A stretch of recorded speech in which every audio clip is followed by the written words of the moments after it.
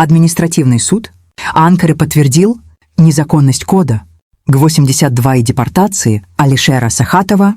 Административный суд Анкары признал незаконным наложение на туркменского гражданского активиста Алишера Сахатова кода Г-82, лишение его статуса, международной защиты и помещения в депортационный центр.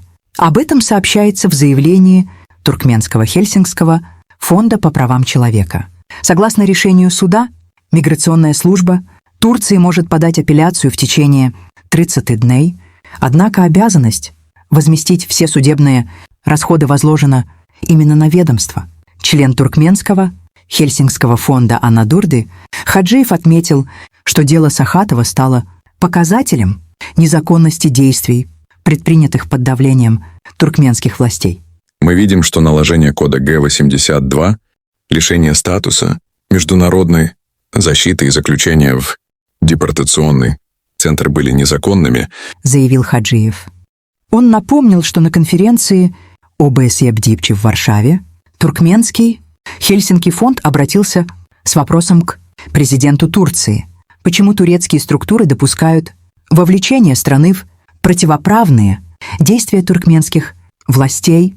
Прокуратура Эдирне признала факт исчезновения активистов.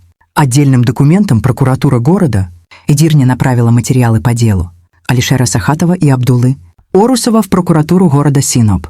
В постановлении отмечается, что оба активиста числятся пропавшими без вести с 24 июля 2025 года, разыскиваются Управлением общественной безопасности города Синоп. Кто такие Сахатов и Орусов?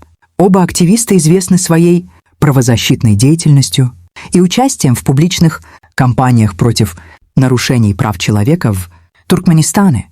После задержания они долгое время находились в изоляции, без доступа адвокатов и связи с семьями. Туркменский Хельсинкский фонд призвал турецкие власти обеспечить прозрачное расследование и гарантировать безопасность активистов,